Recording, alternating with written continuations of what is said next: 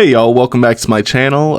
Today I'm going to do something a little bit different than usual. I usually do like rankings or tier lists, but today I wanted to do something a little different. I want to talk about my favorite and then runner-up movies, so two movies from every decade. So from the 1930s to the 2020s, I want to talk about my two favorite movies. I would love to hear what you think in the comments, what your two favorites were, where I went wrong, because I do have some... I don't have like the super popular ones a lot of the time, but tell me what you think. That's all I've got though. Let's get started in the 1930s. Alright, starting in the 1930s, my runner-up, so my second favorite movie of the 1930s, is Snow White and the Seven Dwarfs. This is a very good movie, especially for the times. This is, I believe, the first full-length animated movie ever, and it was the first Disney movie. I don't know, it still holds up. I don't know if you've watched it anytime recently. The animation's beautiful. I really think that it holds up better than a lot of the stuff we have today. The songs are great. The story's great. I really think they cooked with this one. And I don't know, and let's be honest, there aren't a ton of movies that came out in the 1930s that I've seen or that are even worth watching. We're going to have that problem also in the 50s, but we'll get to that. But Snow White's good. Snow White's very good. The music's good. The aesthetic's good. It's terrifying at times. That one scene in the woods is genuinely scary, especially if you were a kid watching that. But Snow White and the Seven Dwarfs is a good movie, and it is my second favorite movie of the 1930s.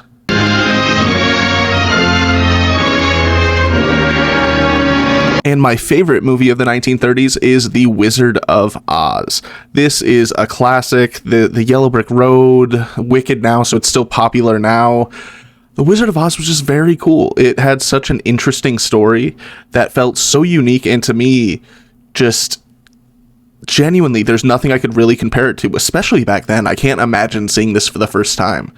Like, especially compared to Snow White, which was an animated movie, a live-action movie that was so fantastical and magical and silly at times, but I don't know, it was cool. Like, I can't even describe it. The Wizard of Oz was a very good movie, especially at the time, and like I said before, there aren't a ton of movies from the 1930s in the running for this. But I think The Wizard of Oz definitely comes out on top when I look at them.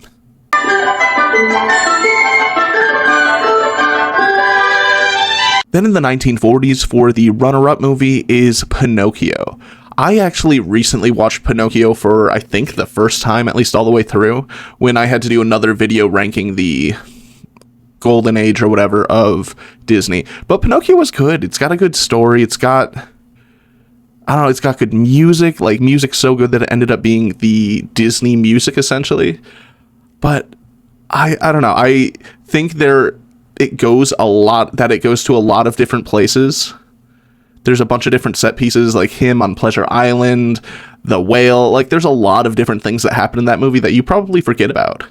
I'm also a big fan of Jiminy Cricket. I think he's really great. I love Geppetto. Pinocchio himself was kind of a dick, but in general, he's a kid. But I think Pinocchio is a good movie, and it is a good second place for the 1940s.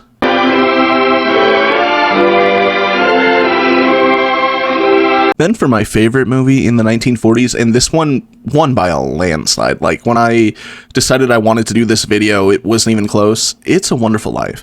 I have been watching that movie on Christmas Eve since I was 5 years old, probably. It's been something we've always watched, and it is such a good movie. I'm not a religious man by any means, but I don't know, it's nice seeing his guardian angel and getting his wings and the life of George Bailey, because George Bailey is a good man. That's like all you could really say about him, because he, time and time again, just sticks up for the little guy and just does the hard thing, even though it's not the easy thing. He is a good man, and this movie just shows you how just one good man can change a whole lot of lives around you. If you have not seen It's a Wonderful Life, I want you to watch it, but I want you to wait a little bit. Wait until about December 20th, or you know what, Christmas Eve, if you really want to take the risk, Christmas Eve, because it is genuinely one of my favorite movies to this day, and probably one of the most watched movies I have to this day. Alright, then for the 1950s, in second place, I have The Invasion of the Body Snatchers. This is a movie I've watched relatively recently, and I thought it was so interesting. I see so many different things that have came from this trope, like aliens coming down and switching bodies with people, but they were so subtle with it. I didn't expect them to be so subtle, because for 50 of the minutes, you had no idea. You thought people were kind of just going crazy. If it weren't for the title, you'd think people were just kind of going insane. But then they just turn. Then all of a sudden, they're all aliens, and they all have these pods, and all they want to do is just convert everyone. And it's scary. It genuinely, it feels like a Twilight Zone episode, but in the best way. First off, that show's great anyways. But I think it's so cool, and this is genuinely one of the first of its kind movies, and I really, really like it. It wasn't scary, but it definitely had like a psychological thing, and I don't know. I thought it was very cool, and if you haven't seen it, you should give this a watch too. Then for first place in the 1950s, I have 12 Angry Men. This was a very, very interesting movie because it takes place in one room other than the beginning and end scenes. Other than maybe 5 minutes total, this takes place in one room, and it's just about one man on a jury changing all of the minds of mostly racist and like close-minded people. And it was so good. It was just giving the person on trial a chance, and they slowly began to see that the prosecution against him was crazy. This guy did not deserve to be prosecuted, and he definitely didn't deserve the death penalty, because if they would have decided he was guilty, it was already automatically the death penalty. So this was one man against 11 other men fighting for this guy's life that he didn't know, and it was so good. I remember watching some of it in school years ago. I wish we would have watched the entire movie, because it's very, very good, and it's a very good movie about humanity and loving each other and the like getting rid of bigotry and hatred. It's a very good movie that you should watch. I'm going to say that at the end of all of those probably, but 12 Angry Men is a very good movie. Then starting in the 1960s, I have The Jungle Book in second place. This was a great movie, and I just looked at it. It is the second to last animated movie on this list, actually. But it's a classic. I never knew how old this movie was, because if you would have told me it was made in the 80s or 90s, I would have believed you. This coming out in the 1960s is amazing to me, because the animation looks great. The story is very good. I already said the animation, but the music is great. There have been so many good adaptations since this movie, because it's a good story. I don't know, I really vibed with it. It wasn't one I watched a ton as a kid, but looking in the 60s, this blows a lot of those movies out of the water. I guess there was only one I could find that I liked more than it, but it was a good movie. I don't know, Baloo has really made me into the man I am today. Just, I don't know, his vibe. It's very good. But yeah, The Jungle Book is a very good animated movie, and I'm sure you've probably already seen it. And then my favorite movie of the 1960s, I have Batman the movie. Adam West is the GOAT. We could talk all day about these different Batmen, but how many of them had shark repellent? How many of them had drawn-on eyebrows? None. None other than the King, Adam West. This movie, if you haven't seen it, like for me, I hadn't seen it since I was a kid until I watched it recently. This is a hilarious movie. This is so funny. And like there's one scene, I've talked about this in my Batman rankings, but there's one scene where Adam West just looks at the screen and like cries for like 30 seconds almost, a tear just going down his face because he found out that Kitka, the girl he had been dating for about 5 minutes, was actually Catwoman. It was so funny. I don't know why it was so funny, but it was amazing. This, like, it is the most cartoony early comics Batman movie you could imagine, and I am telling you, it is so good. It is one of my favorite Batman movies because it's just phenomenal. If I was to turn on a Batman movie right now, this is the one I would turn on.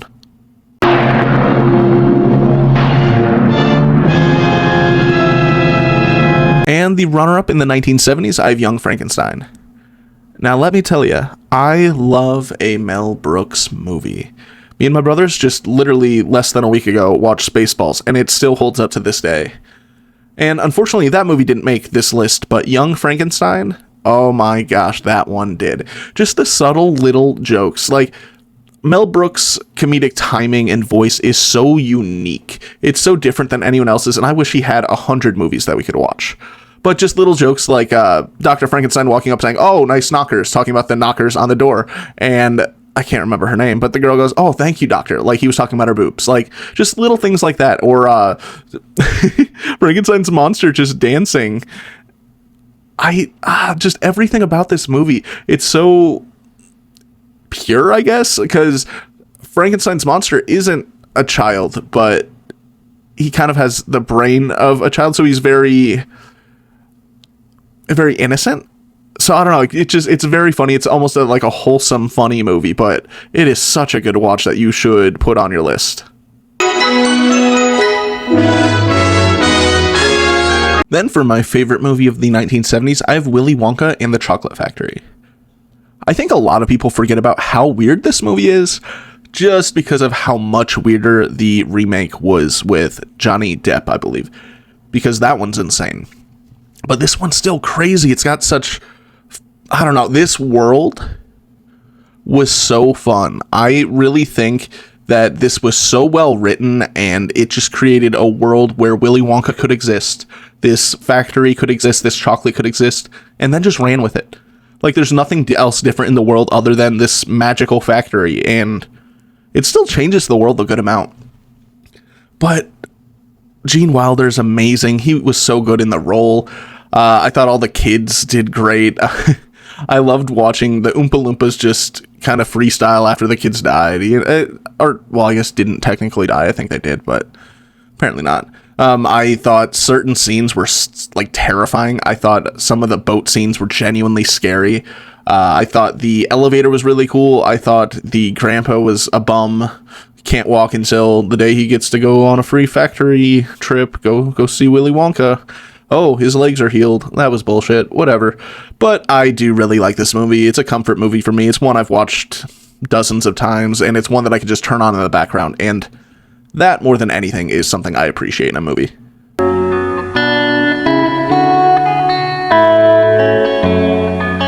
For the runner-up in the 80s is The Princess Bride. And let me tell you, from here on out, these are some of my favorite movies ever. Because some of the earlier ones, it's a little harder to find movies, but oh my gosh, from here on, it's amazing.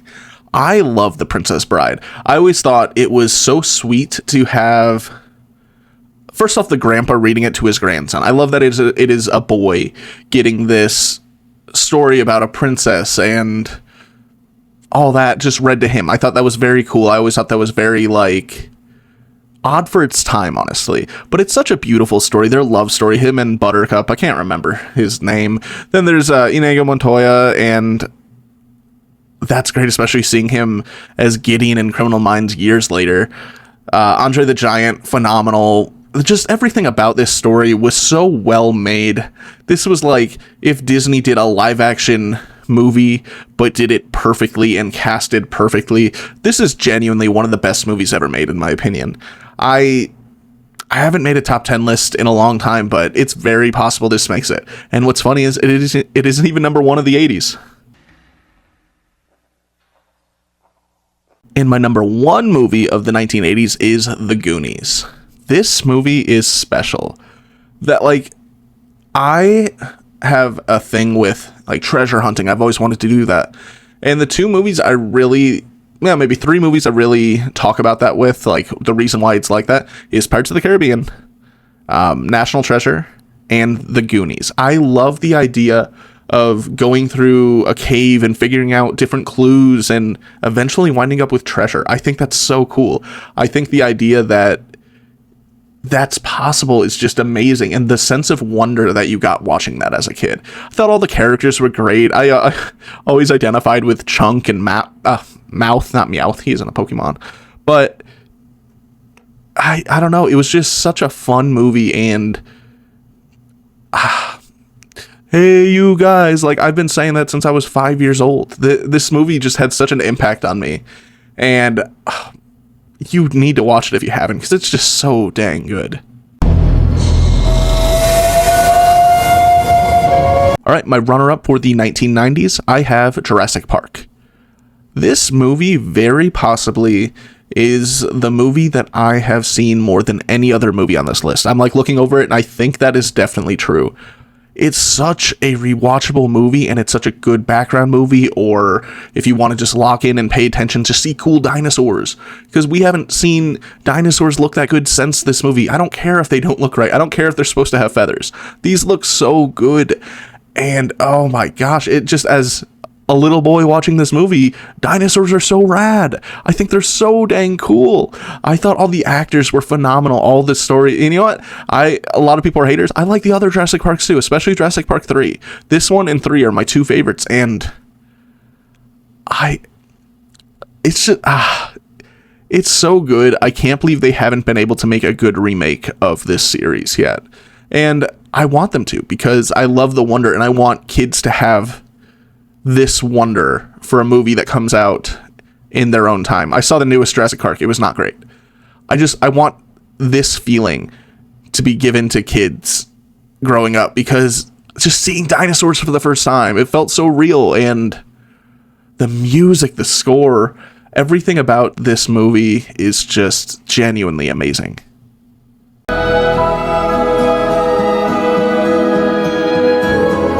And for my favorite movie of the 90s, I have Good Will Hunting. This movie is amazing. It gives me so much hope. I love rewatching it. In my opinion, it is far and away the best Robin Williams movie ever. I think serious Robin Williams is so much better than funny Robin Williams, even though he's great in both. I think just something about him in this felt raw and real. And Matt Damon was amazing too. He just really, you could tell he was part of writing this. I think he wrote all of it, him and Ben Affleck. And you can tell how invested he was in the story and how much every line of dialogue meant and every decision he made mattered. I thought it was so good. And I don't know, everyone wants to be that kid who gets called up in class because they're a secret genius. They can do things that other people can't do. And he had his entire life, he could have done whatever he wanted, but he chose love. And I don't know, I always thought that was such a cool ending. I thought, I had to see about a girl. Like, what a fantastic ending. This is one of the most beautiful movies I've ever seen. I just love it so much. Definitely the best of the 90s in my opinion, and there were some tough ones it had to beat.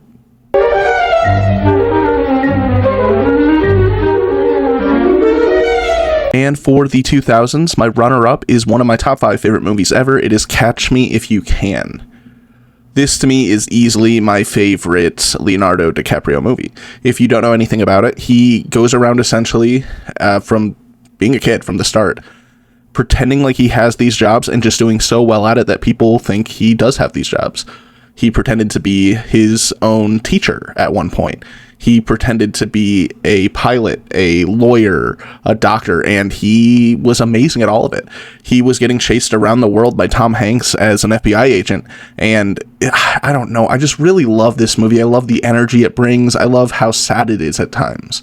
I love how happy it is at times. It's just a well-written and great movie. I've said it on all of these, and I'm sorry, I'm going to keep saying it. If you haven't seen Catch Me If You Can, it's a long movie, but I promise you, it's amazing. It is so absolutely phenomenal. It is easily my favorite Leonardo DiCaprio movie, and probably my favorite Tom Hanks movie too. Wouldn't consider it a Tom Hanks movie, but it's just so good, and I really think you should give it a watch.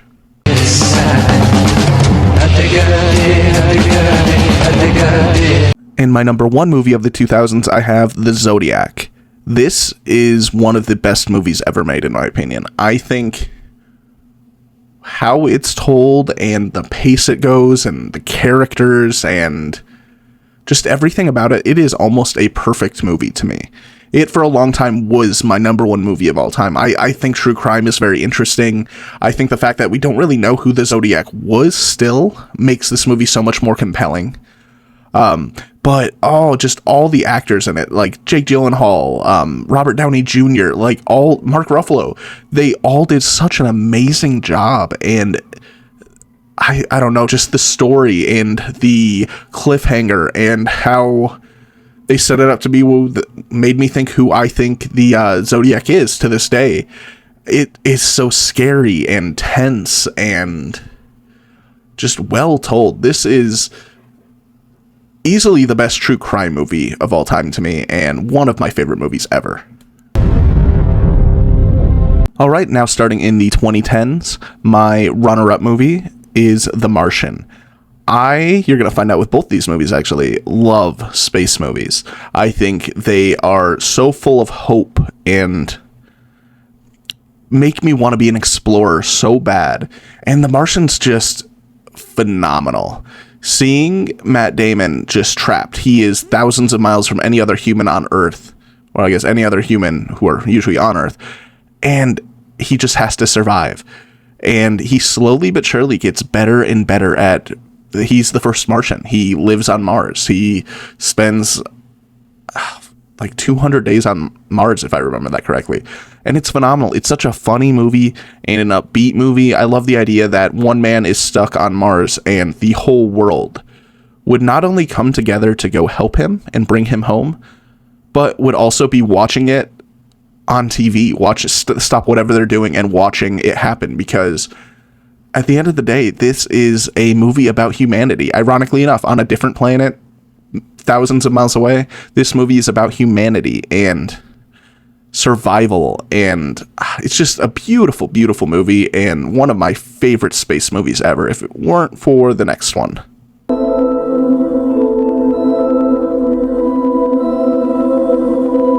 And my favorite movie of the 2010s, and my favorite movie of all time actually, is Interstellar. This movie blows my mind every single time I watch it. I was very lucky to be taken by my girlfriend to watch this in IMAX recently, and there was nothing like it. The visuals are incredible. The story makes so much sense. Rather, like, The Martian is mostly about hope for a lot of it. Interstellar is kind of despair for a lot of it until the very end, until there is hope. And I found that to be very interesting. I thought Matthew McConaughey gave one of the best performances of his life. My favorite personally, but some might say True Detective. But I think something about this movie and this character he plays was just different. And I don't know if we'll ever see another movie like that, in my opinion. And I love The Martian.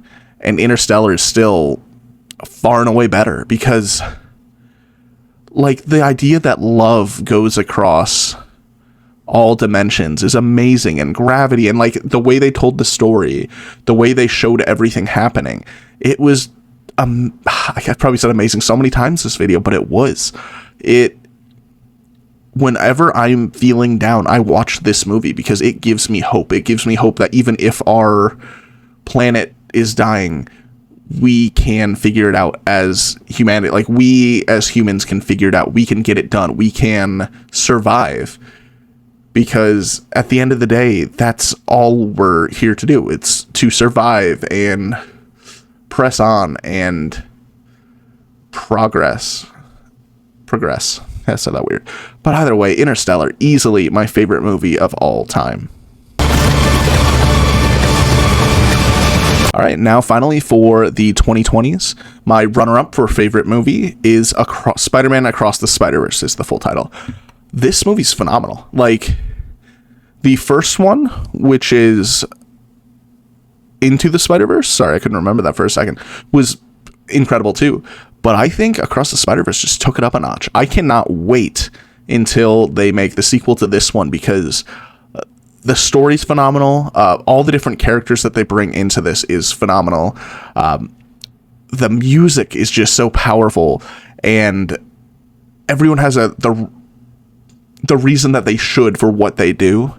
Like, every person's reasoning makes sense for their character, and there's a lot of characters, so that's impressive to do. The visuals are unbelievable. They have really stepped up their game in the last 10 years. Like,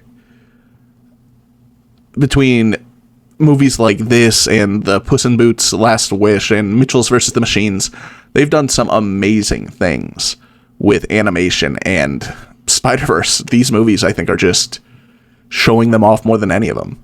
I love how the music changes based on the character and the mood the character's in, and it's just amazing. I really, really love this movie, and I'm so excited to see what they do in the next one.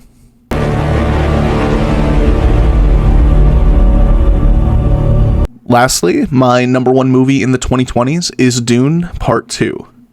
So I really like Dune Part 1, but it really was a movie just getting you ready for the next one, which is good because Dune 2 was unbelievable. Timothée Chalamet should have 100 Oscars by now. He is so good in this. Whenever he's giving the speeches, if he was giving that speech to me, I'd run through a wall for him. I want him to lead me into battle because he is, I never say this right, like, Lisin Al-Khalib. I can never say it right, but that's him. He truly scares me at times. He is so good.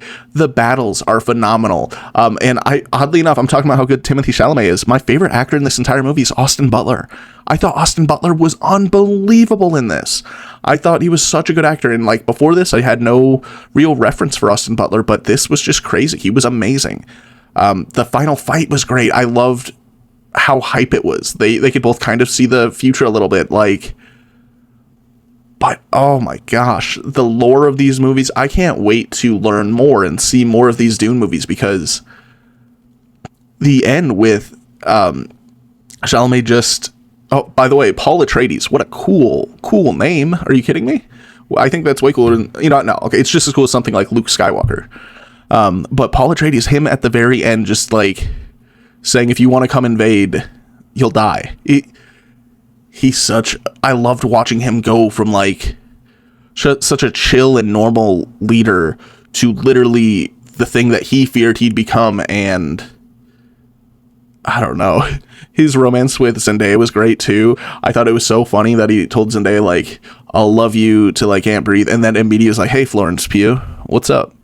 Just so crazy. But this is a phenomenal movie, and so far, I know we're not all the way through the 2020s yet, but it is definitely my favorite movie. But thank you so much for watching. I hope you enjoyed it. Even if you hate watch this, I don't care, you have different opinions than me. Tell me what they are. Tell me, let's see why you think you're right. I don't know. Most of you don't get this far in the video, but I don't care. If you did get this far, though, please subscribe. Please do all that stuff, because it really helps these videos. I love making them, and I don't know, it'd be rad to make a little money off them eventually. Either way, have a phenomenal day. Comment below your favorite of each of these decades, because that'd be cool to see. And I don't know. See ya.